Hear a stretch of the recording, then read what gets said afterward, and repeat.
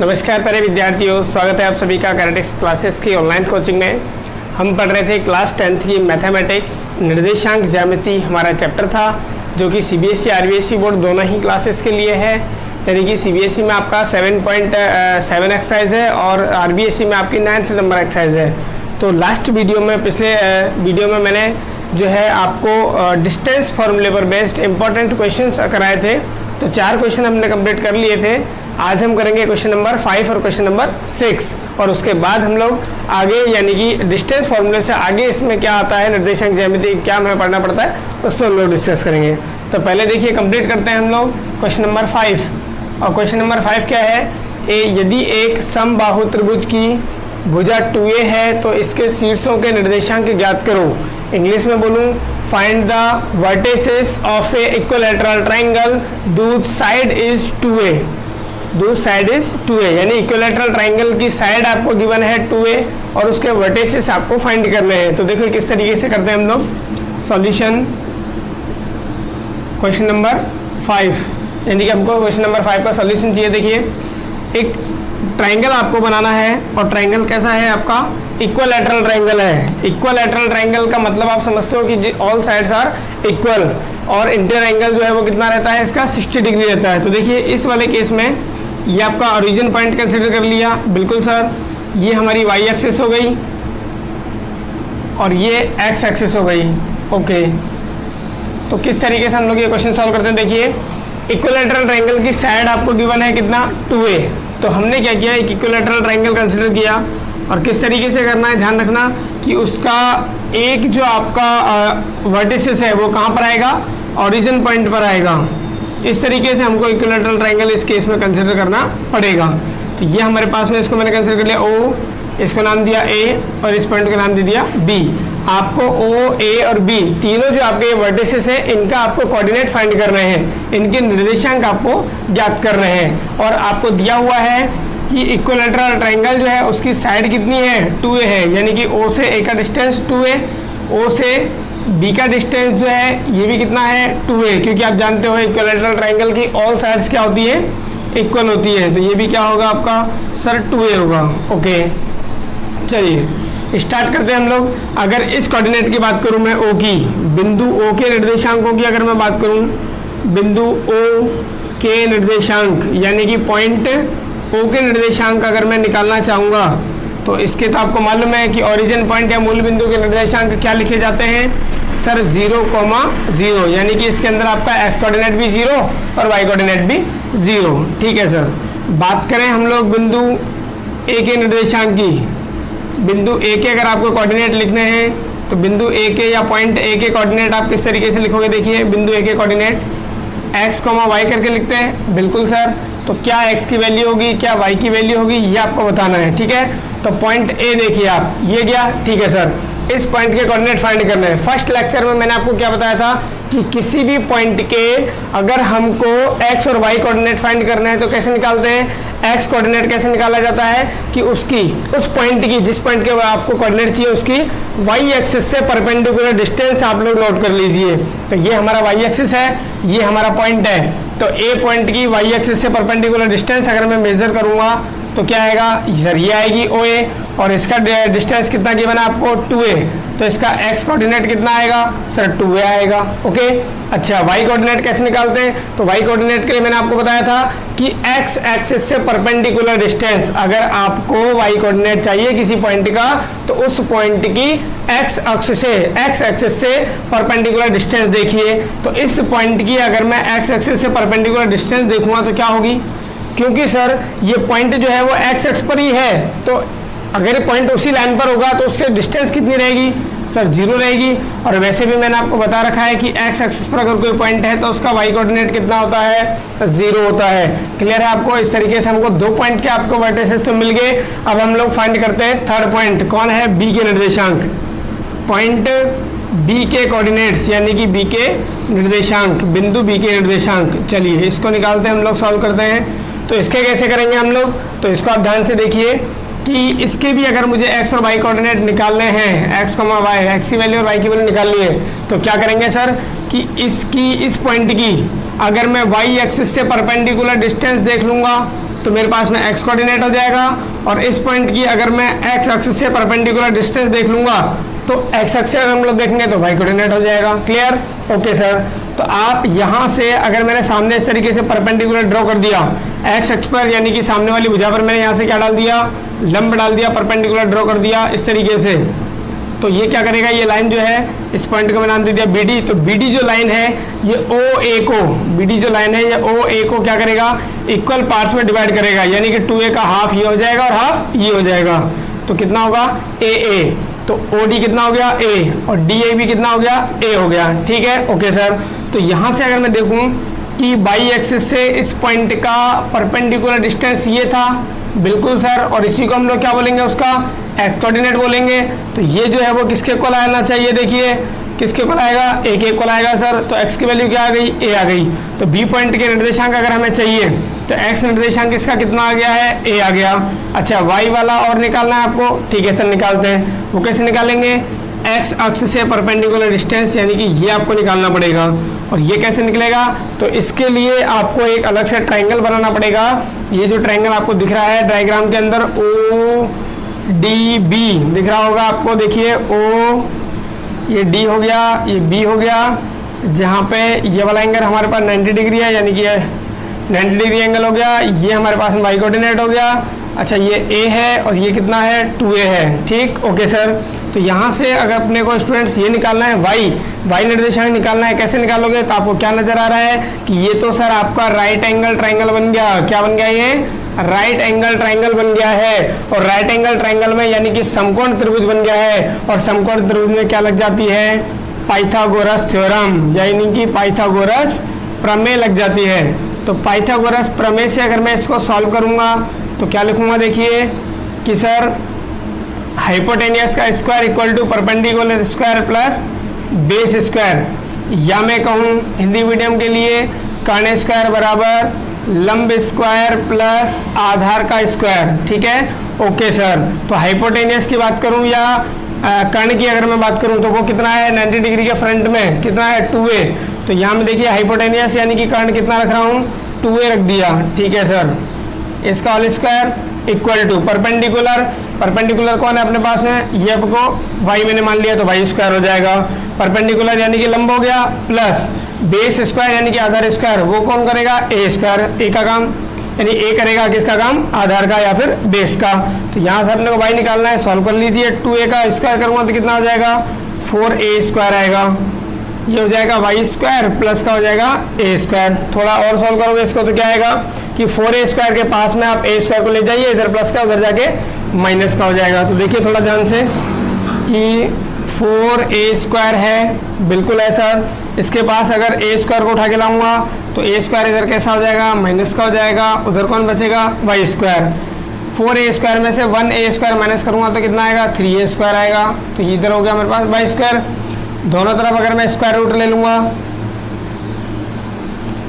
Square root अगर मैं ले लूँगा दोनों तरफ, यानी कि वर्गमूल निकालूंगा या y निकालूंगा तो क्या करूँगा, इसके ऊपर रूट लगा दूंगा, 3a स्क्वायर, ये हो जाएगा मेरे पास में y। तो यहाँ से y कितना आएगा, तो यहाँ से y आएगा सर √3, और a स्क्वायर जो है रूट से बाहर निकल जाएगा, वो a बन के बाहर निकल जाएगा। ये मेरे पास में आ गया प्लस माइनस का √3a, क्या आएगा अपने पास में, प्लस माइनस √3a। तो ये हो जाएगा अपने पास में y कोऑर्डिनेट। और इस इधर मैंने डायग्राम बनाया है तो आप इधर समझते हो कि ये वाला जो चतुर्थांश है ये फर्स्ट चतुर्थांश है, और यहाँ पर x भी पॉजिटिव होता है और y भी क्या होता है, पॉजिटिव होता है। तो यहाँ पर हम लोग y की कौन सी वैल्यू लेंगे, y की सर हम लेंगे पॉजिटिव वाली, क्योंकि आप जानते हो डिस्टेंस जो है वो नेगेटिव भी नहीं होती है। ऐसे समझ लीजिए कि डिस्टेंस जो है वो नेगेटिव नहीं होती है, इसलिए हमें y की कौन सी वैल्यू लेनी पड़ेगी, √3a। तो y कोऑर्डिनेट हमारे पास कितना आ गया, √3a। क्लियर है आपको। इस तरीके से आपने इस क्वेश्चन नंबर 5 का सॉल्यूशन कर लिया। तीनों वर्टिसेस O, A और B इनके आपने कोऑर्डिनेट फाइंड कर लिए। ओके हो गए, A के हो गए और ये B के हो गए। क्लियर है आपको। चलिए करते हैं क्वेश्चन नंबर 6। तो देखिए स्टूडेंट्स, सॉल्व करते हैं हम लोग क्वेश्चन नंबर 6। और क्वेश्चन नंबर 6 क्या है, यदि बिंदु x, y बिंदुओं a plus B, b minus A और a minus B, a plus B से बराबर दूरी पर है स्थित है तो सिद्ध करो कि bx बराबर ay, यानी कि आपको क्या है, point x, y is equal distance from points a plus B, b minus a and a minus B, a plus B, then prove that vx equal to ay। तो ये हमारा क्वेश्चन हो गया। तो सॉल्व करते हैं हम लोग इसका, और सॉल्यूशन अगर हम इसका स्टार्ट करेंगे, देखिए क्वेश्चन नंबर 6 का। ठीक, तो क्या होगा, ऐसा क्वेश्चन मैं पहले भी आपको करा चुका हूँ जिसमें एक पॉइंट जो है वो दो पॉइंटों से क्या होता है, इक्वल डिस्टेंस पर होता है। तो वहाँ पर हमने रिलेशन किया था x और y में, यहाँ पर भी एक तरीके से हमें प्रूफ में क्वेश्चन दे दिया कि bx इक्वल टू ay आपको प्रूव करना है। तो देखिए क्वेश्चन अच्छा है, इंपॉर्टेंट क्वेश्चन है। तो एक पॉइंट मैंने कंसिडर कर लिया x, y। ओके सर, इसको मैंने नाम दे दिया p, और ये जो पॉइंट है p, ये कोई अनदर पॉइंट a जिसके कोऑर्डिनेट हैं a plus B, b minus a, इससे इसका जो डिस्टेंस है, यानी कि p का जो है वो a से डिस्टेंस, या मैं कहूँ a से p का डिस्टेंस, ये इक्वल होगा किसके, इधर b अगर मैं पॉइंट मान लूँ जिसके कोऑर्डिनेट है a माइनस बी और a प्लस बी, इस पॉइंट से डिस्टेंस के, यानी कि p का a से डिस्टेंस और p का b से डिस्टेंस क्या है, बराबर है। यानी कि आपको क्वेश्चन के अंदर दिया गया है, क्वेश्चन में क्या दिया गया है, क्वेश्चन में दिया गया है आपको, यानी कि गिवन दैट, क्या गिवन है कि ये जो है आपका PA, ये आपका इक्वल है किसके सर, PB के इक्वल है। PA जो है वो किसके इक्वल है, PB के।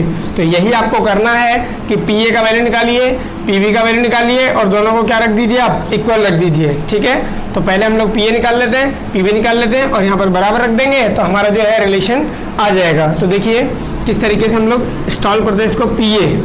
PA हमने सॉल्व करना स्टार्ट किया। आपको मालूम है डिस्टेंस फार्मूला आपको अप्लाई करना पड़ेगा, x2 माइनस x1 का whole square minus y2 minus y1 का होल स्क्वायर। क्लियर है आपको? Okay sir.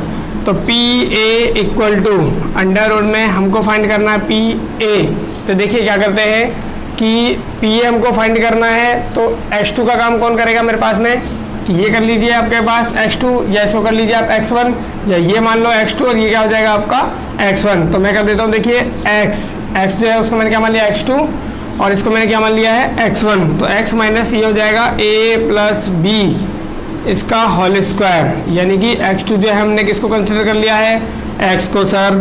x1 किसको मान लिया, a प्लस बी को मान लिया। तो x minus a plus B ये ब्रैकेट में आएगा, बिल्कुल सर, इसका होल स्क्वायर हो गया। ओके सॉरी, यहाँ पर जो है प्लस आता है, x2 माइनस x1 का whole square plus y2 minus y1 का होल स्क्वायर, या प्लस का फॉर्मूला होता है। ठीक, plus y2 minus y1, y2 कौन है हमारे पास में, तो y2 का काम करेगा y, अच्छा, और y1 का कौन करेगा, y1 का करेगा b माइनस a इसका होल स्क्वायर। तो इस तरीके से हमारे पास में ये मिल गया हमको क्या, PA। सॉल्व इसको हम लोग आगे कर लेंगे, अभी मैंने इसको इक्वेशन नंबर 1 डाल करके छोड़ दिया। ठीक है सर। इसी टाइप से अगर हम लोग निकालते हैं PB, तो PB क्या होगा, PB होगा वही फॉर्मूला x2 माइनस x1 का whole square plus y2 minus y1 का होल स्क्वायर, प्लस होता है यहाँ फॉर्मूले में। ठीक है, PB equal to under root में x2 माइनस x1, यानी कि वही x2 का काम कौन कर रहा है हमारे पास में x, माइनस x1 का कौन करेगा, यहाँ a माइनस बी करेगा, a माइनस बी, और इसका क्या हो जाएगा, इस तरीके से होल स्क्वायर हो जाएगा, प्लस y2 माइनस y1। तो y2 का काम कौन कर रहा है हमारे पास, y माइनस, और y1 का कौन करेगा, ये a प्लस बी, इसको मैंने ब्रैकेट में लिखा a प्लस बी, और इसका क्या कर दिया, whole square. Clear? Okay sir, इसको मैंने डाल दिया इक्वेशन नंबर 2। तो आगे आपको अकॉर्डिंग टू क्वेश्चन अगर हम लोग काम करेंगे, क्वेश्चन के अकॉर्डिंग हमको क्या गिवन है, PA इक्वल टू PB है, यानी कि इक्वेशन 1 व इक्वेशन 2 को इक्वल करने पर, यानी कि को बराबर करने पर इक्वल करना है आपको, तो कर दीजिए। देखिए मैंने लिखा PA इक्वल टू PB, यानी कि PA का जो वैल्यू है, PA का वैल्यू कितना है sir, x minus a plus B इसका completely whole square plus y minus B minus a इसका होल स्क्वायर, ये इक्वल है किसके, PB के।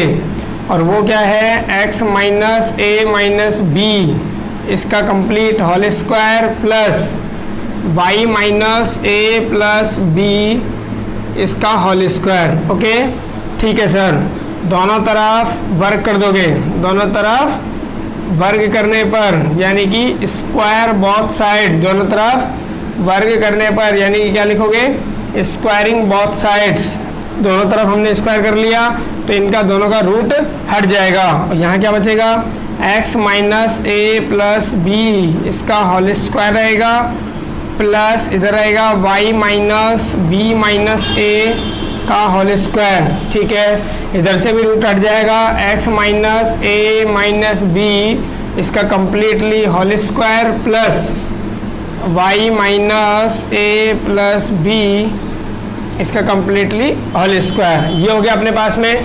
ओके सर, आगे आपको मालूम है कि a माइनस बी का होल स्क्वायर प्लस यहाँ पे भी a माइनस बी का होल स्क्वायर बन रहा है, तो a माइनस बी का होल स्क्वायर क्या होता है, तो a माइनस बी का होल स्क्वायर मैं आपको बता देता हूँ। आपको क्वेश्चन में सॉल्व करते टाइम साइड में लिख लीजिएगा आप, sir a square plus B square minus 2ab, ये आपका होता है a माइनस बी का होल स्क्वायर पढ़ रखा है आप लोगों ने, तो यही आपको फॉर्मूला हर ब्रैकेट में आपको ओपन करना है। तो देखिए a माइनस ये पूरा जो है वो b का काम करेगा, ठीक है, तो a स्क्वायर यानी कि x का स्क्वायर प्लस b स्क्वायर यानी कि a प्लस b का होल स्क्वायर माइनस 2ab यानी कि 2x और ब्रैकेट में है आपका a प्लस बी।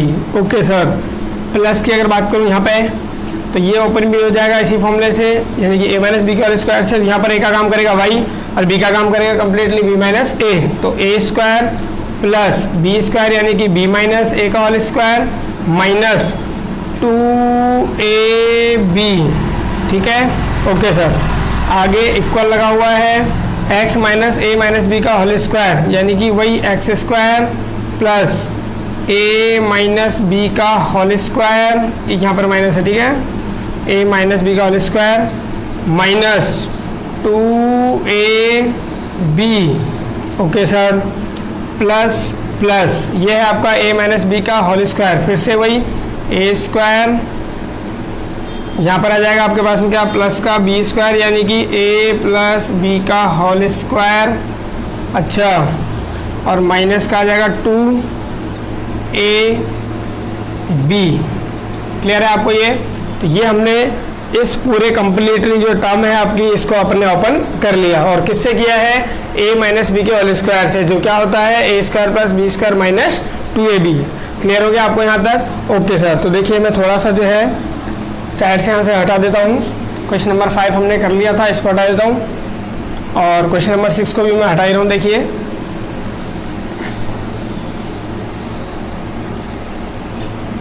चलिए, तो आगे हम लोग स्टार्ट करते हैं। देखिए यहाँ सर एक टर्म और अगर मैं लिखूँ तो x square, okay sir, plus